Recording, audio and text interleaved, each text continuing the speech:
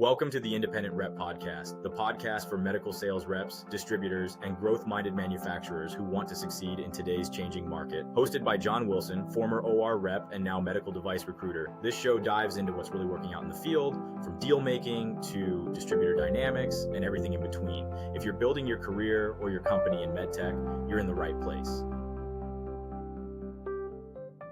All right. So in this show, we have Kendy Elmore. He is the founder of the Lobby Network, a longtime medical sales rep as well. So I'm excited, and thanks, Kendy, for getting on this morning and listening to me with a nasally allergy voice. So appreciate it. Yeah. Real quick, Kendy, can you kind of just introduce yourself and what the Lobby is? Yeah, absolutely. Thanks for having me. Excited to be on the show and honored to be here. So my background was in medical sales. I started in the capital equipment world. I moved over into orthopedics and spent about a decade there as a sales rep. And throughout my career at the different stages, from getting into the industry to making career changes to being a 14-year rep, looking for additional resources and looking to connect with other reps, I thought there was something missing in our industry, and that was a lack of a central organization, association, some sort of group that brought medical sales reps together. I had friends that were in different professions, whether it was attorneys or real estate agents or marketing, and they all had some sort of organization that they could be a part of that brought them together as professionals. And when you look at the healthcare sales industry, whether it's, pharma reps, med device reps, or Stryker and J&J and Medtronic, like everybody's so segmented and divided out into their companies. And there's never been, until the Lobby was launched, a group that brought those reps together. And so really that's our focus behind the Lobby, is bringing the medical sales professionals together and providing resources, whether that's, speakers and professional development opportunities, coaching, webinars, job board, conferences, right? Customer for the first time is the rep. And it's so interesting, as reps, we get so used to always selling and to customers. And so, I hear a lot now, it's from our community that they're like, it's nice that I'm the customer and there's people in an organization building things for me. And so that's our focus, is to support reps throughout their career, no matter what stage they're in, and provide them the resources they need. Okay. Well, that's awesome. At about the 7-year mark, I started having similar, this is a lonely job. There's no conferences. There's nothing to go to talk to other reps, just generally about the job. So I think that's when I first saw you, when you were starting this and kind of seeing where the chapters were popping up kind of in South Carolina where you started it. And Yeah, really cool to see it grow, because it's definitely hitting a need, I think, throughout. Why the name The Lobby, real quick? it's interesting. I get that question a lot. Like, where'd that come from? The original idea, and it was really more of a placeholder as I was kind of building the concept and thinking about what it could be. And at that stage of my life, I was doing a bunch of working with coaches and going to conferences and seminars. It was Tony Robbins. I walked across the fire and did all the things, and I would have these like giant Post-it notes all over my house with different projects or different ideas. And so one of them was kind of titled The Lobby, then had all the different ideas of what I thought it could be. And for me, going back to a rep, the lobby of the hospital or the lobby of a physician's office is a lot of times where you would run into other reps, right? And I was always one to, if I saw another rep, I wanted to introduce myself. I wanted to connect with them. I wanted to see who they were working for, what they were doing, and just enjoyed meeting other professionals. And so a lobby, to me, was kind of a gathering place for reps. There's also a secondary meaning behind, as we grow and as we build our community, I think there's an opportunity to really build a voice for reps, right? There's challenges we face as reps, and whether it's credentialing systems and some of the things like that that reps run into, is that we can really start to become a voice for reps, right? And start to really lobby for reps. And so I think there's a real opportunity there to push ourselves and put ourselves in a place to really represent and lobby for our community as we continue to grow and get a bigger voice as well. So it's kind of a secondary meaning there. Yeah, I think there's definitely a need for that. Any rep who's had to put on any of those paper scrubs or credentialing headache, definitely agree with you. Just having a voice in the room there when those decisions are made would be really nice. And I do want to talk about a little bit more about that in a little bit, but you had an interesting origin. Then you said capital, and then you transitioned into the ortho world. Can you kind of summarize, what capital was it? What kind of give us how you got into the industry as well, real quick. Yeah, yeah, great question. I mean, I had a tough road. I graduated with a biology degree, started out in education. I was actually a high school science teacher and football, baseball coach, spent 5 years in that profession. And after a couple of years, knew that, my gears turned a little bit differently. As a lot of professions out there, you're kind of in a box. You're like, hey, here's your salary for the year. You can be the best at what you do, or you can be the worst at what you do. You're going to get this salary. And so I knew I wanted to be in an industry where I could push myself, excel, and be rewarded for that, and also make a difference in patients' lives, just like I was making in people's lives as a teacher. And so really, was fortunate enough to find the medical sales industry, after a couple of years of teaching. But then I had to make the difficult transition of moving from teacher to medical sales. I mean, this industry is hard enough to get into it with sales experience. So being someone without sales, it was a challenging experience for me. And a lot of what we do today is still trying to help those people at that stage of their career as well. And they're always welcome to our networking events. They're welcome at our conference. We've built a ton of resources on the lobby platform for them, because I think it's important to help out that generation and that people in that stage of their career. But was fortunate enough to finally get an associate rep job in the capital world, which was an incredible experience. Worked with some very senior reps that coached and mentored me and taught me the right way to do things. And still to this day, carry a lot of that experience with me. Around 2008, we hit kind of a housing crisis and financial opportunities. Our budgets got a little bit tighter. And so the capital world became a little bit more challenging. And for me, it was my first experience into the industry, and I loved the capital world. But one of the things that I knew about myself was I loved more of a relationship selling. And in the capital world, I was covering an entire state, a lot of accounts, but not very deep relationships. And I knew what I wanted to do was get smaller on my account side, but get deeper relationships. And so I kind of made the decision at that point to move more into implant-based selling, surgical selling, where I could develop those relationships. And it worked out great for me. And that's something that we focus on today at the lobby as well, is that there's so many different companies and so many different specialties under kind of the healthcare sales umbrella. And one of the things we're passionate about is helping people find the right thing for them, right? Because what I enjoy doing and what you enjoy doing and someone else may all be different. And so we're really building out a number of resources that are going to help our community really figure out what those things are, and so that they're best aligned for their role. So they're happier in their role, they're more successful in their role, they stay longer, and hopefully more productive in their careers. Very, very interesting. And that's a very important nuance with the capital equipment versus the implant sales, of the depth of that relationship with the surgeon. Yeah. I've never heard it really talked about that much. I mean, I've seen it, and I experienced that as a capital rep myself. I had deeper relationships kind of with the OR nurses than I did with the individual surgeon, because I was always there with the equipment, and the surgeons were coming Yeah. through. There was a good relationship, but it wasn't deep like the implant reps and the kind of the more like everyday use rep that surgeon used, right? What other of those, when you said you had good coaches when you were getting into this industry and they're teaching you the fundamentals, for those people who are looking at this and trying to get into medical sales or just up their game, what were the fundamentals that you focused on when you were that you were coached on that really worked for you? Yeah. I think the biggest thing that I learned and where I shifted in my career was when I went from selling, right? And when I think you're selling, you're like pitching, right? You come out of training, you've got all this product knowledge, and you find a need, or you think you've got a customer's need. You're like, I'm going to tell them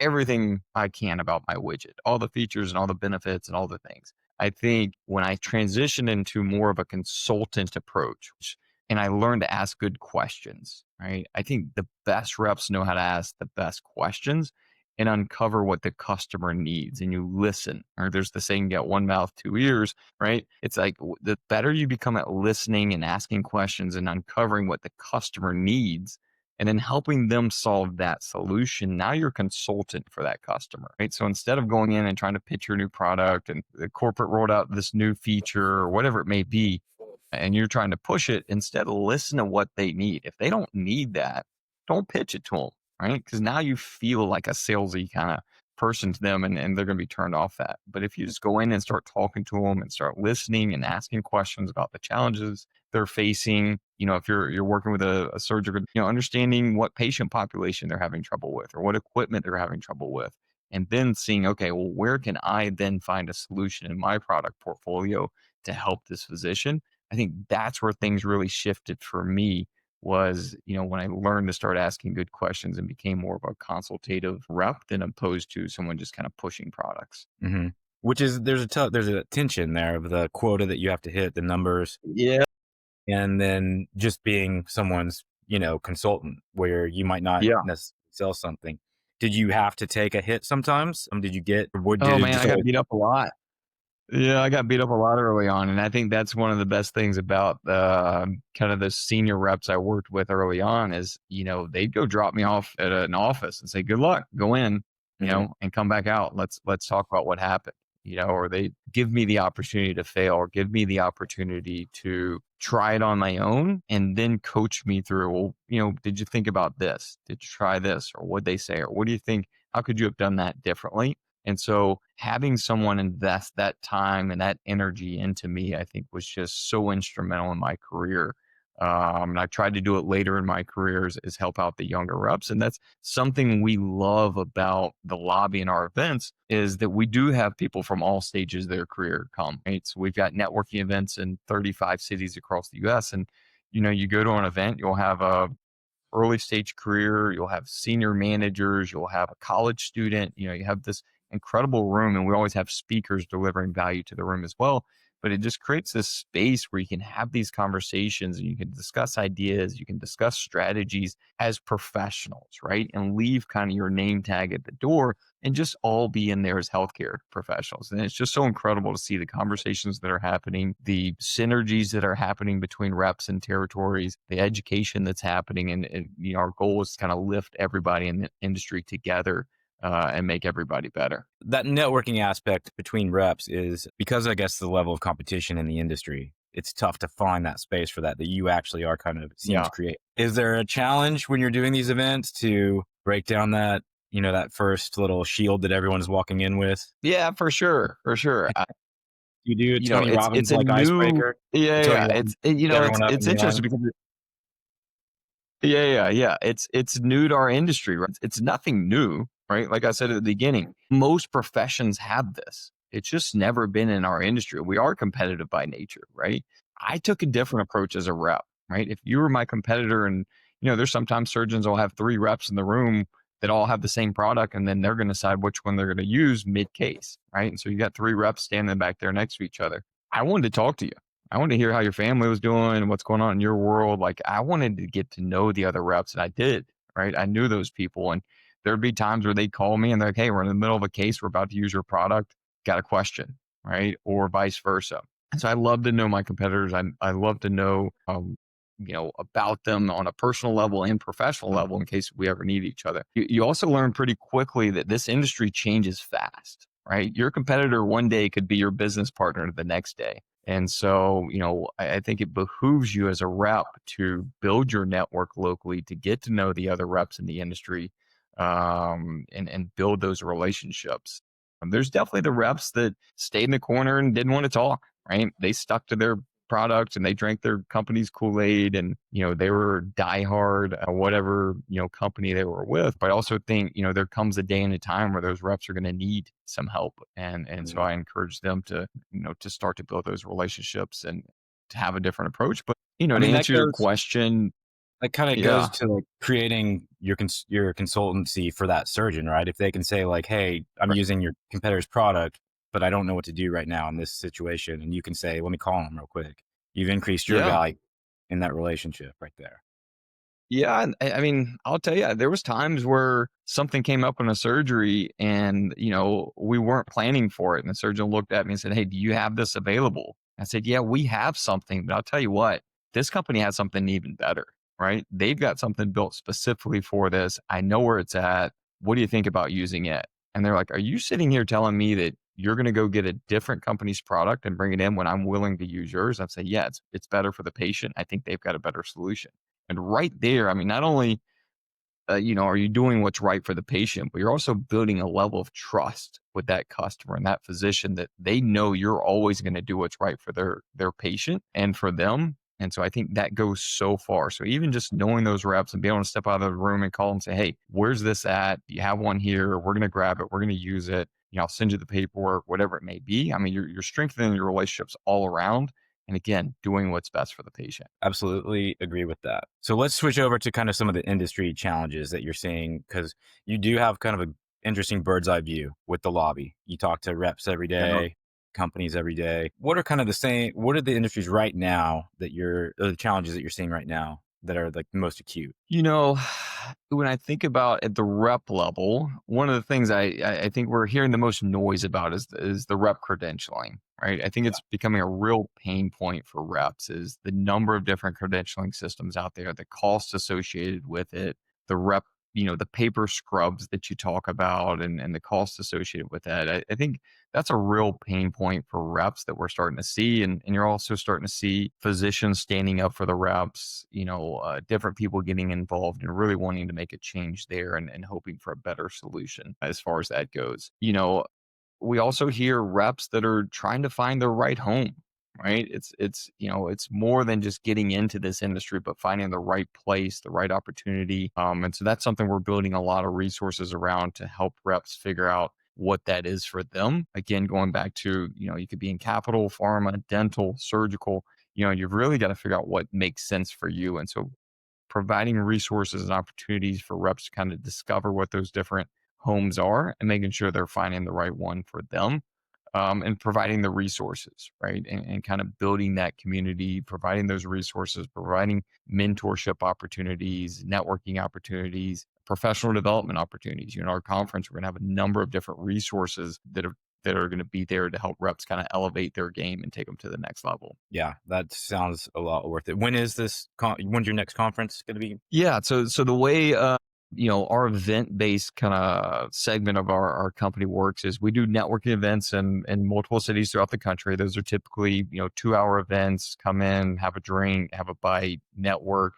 We'll always have a speaker there that's delivering some value on a topic that's, important to that community or important to the reps, or maybe it's a physician or a manager or somebody that can, really drive some meaningful conversations at the event. And then, our national conference we're doing in Dallas, Friday, November 7th this year.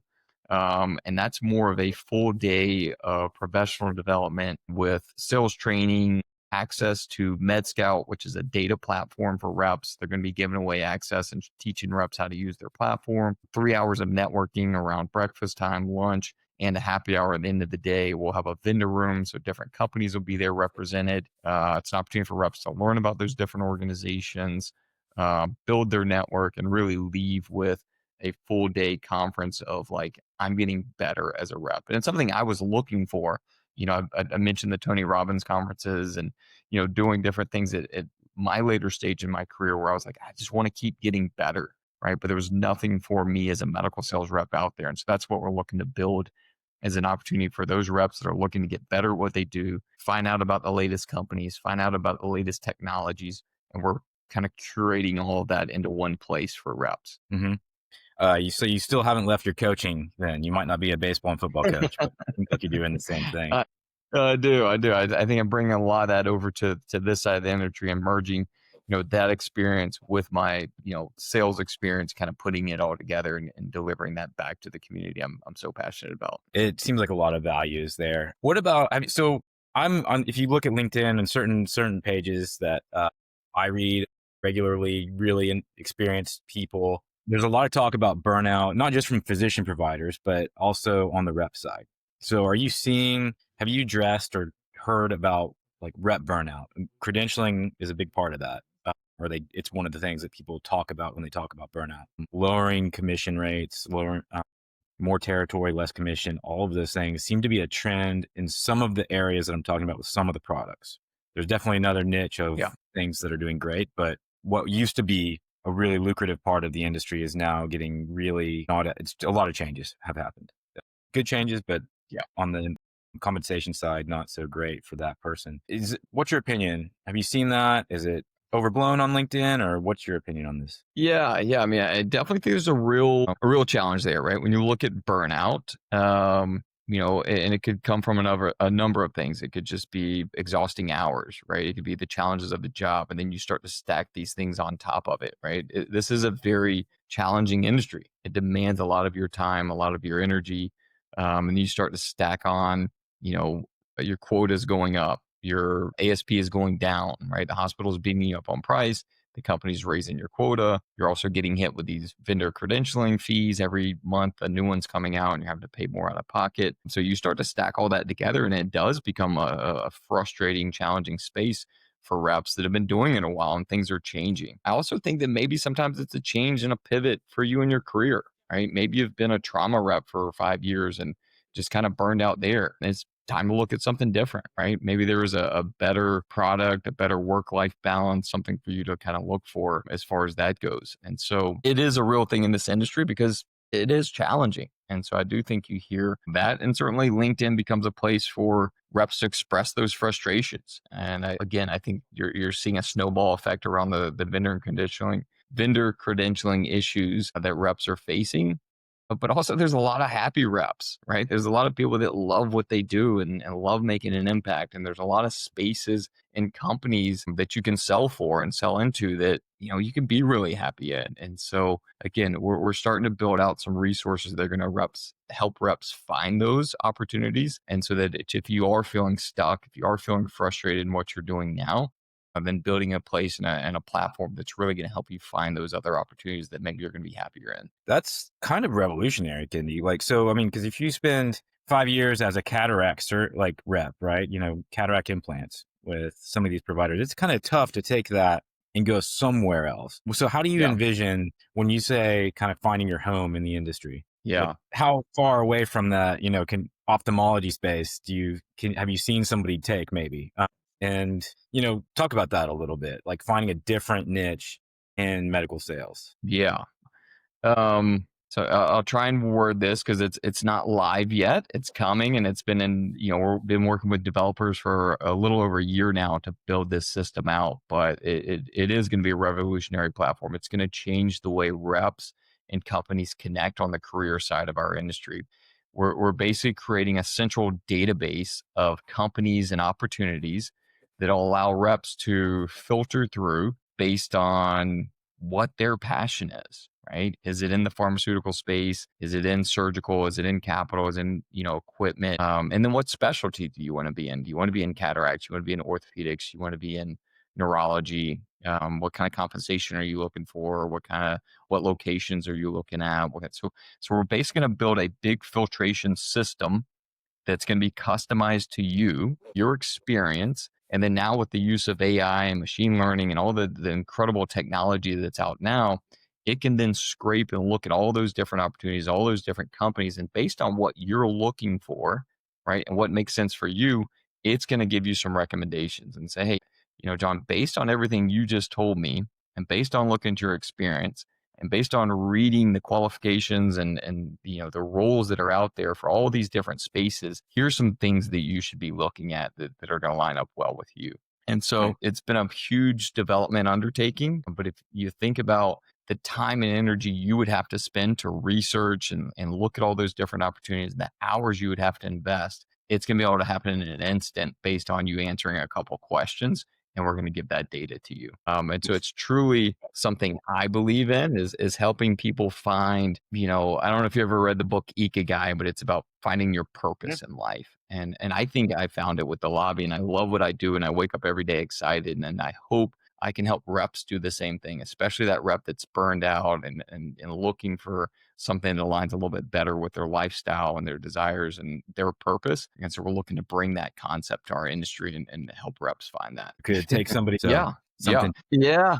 It's once you start to bring that community together, which is what we've done right now, as we've built this huge community and we've got the reps and we've got, we're talking to the companies and how do we really create a space where we bring all that together, right? Not just for careers, but it is a piece of what our industry is about, right? We do the conferences, we do professional development and coaching and networking, but careers is a piece of it, right? And so building in those layers and building in those opportunities, that there's so much room for that to grow, and we're going to take a phased approach. But it'll definitely be for entry level people that are trying to figure out where to start in the industry, mid level reps that are looking for, hey, I'm burned out here, but looking for that next step. Where do I go? As well as management executive level, right? So building in kind of opportunities for all stages of reps, no matter where they're at, from beginning to executive distributor level as well. So it'll certainly be an all encompassing and continue to grow and evolve as we roll it out. Yeah. Really excited right now. I think for me,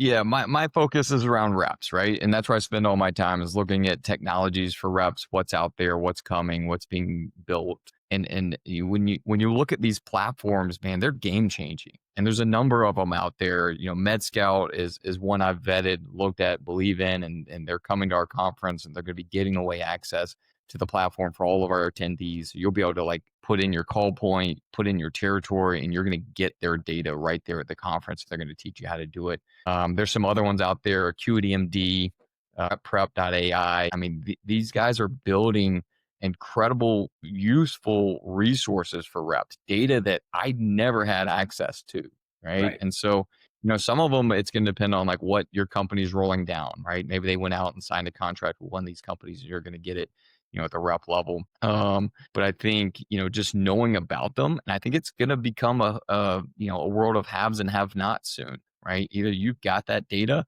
and you're outperforming your reps because you've got access to it, or your competition because you've got access to it, or you don't have it and you're going to be looking for it and finding ways to get your hands on it. But it's just incredible. The things I used to guess at, somebody be like, well, how many total knees does Dr. Jones do in a year? I'm like, I don't know, maybe 500.